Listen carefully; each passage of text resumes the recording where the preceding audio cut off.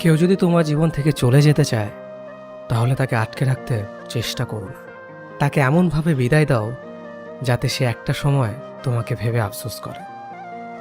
আবার কেউ যদি তোমার জীবনে আসতে চায় তাকে ফুরফুরিয়ে গ্রহণ করো না। সময় নাও, এতে করে সে তোমার মূল্যটা বুঝতে পারবে, সেই সাথে তুমিও বুঝতে পারবে মানুষটা তোমার জন্য সঠিক কিনা। হুট করে চলে আসা কেউ ফুরুত করে উড়ে চলে যায়। যা অল্পতেই পাওয়া যায় তার ওপর মানুষের গুরুত্ব কম। যে হঠাৎ চলে আসে সে না পারবে তোমাকে বুঝতে, না পারবে তুমি তাকে বুঝতে। অর্থাৎ চলে যাওয়ার রাস্তাটাও তখন বের হয়ে আসে।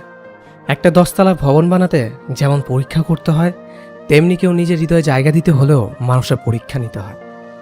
এতে করে তুমি যেমন ভবনটা নির্মাণ করতে পারবে কিনা সেটাও বুঝতে পারবে, তেমনি মানুষটাও তোমার জীবনে সঠিক কিনা সেটাও ধরতে পারবে। পাওয়া আর হারানোর মাঝে ছোট্ট একটা লজিক আছে। তুমি যা পেয়েছ সেটা তুমি কিভাবে পেলে, যে তোমাকে পেয়েছে সে তোমাকে কিভাবে পেল।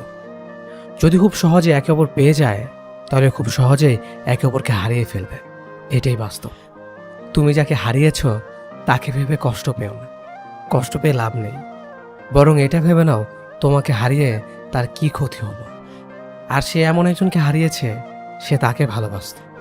ভালো রাখতে হলে বেশি কিছু ভাবতে হয় না, ছোট্ট দু একটা রুলস মানতে পারলেই হেব্বি ভালো থাকা যায়।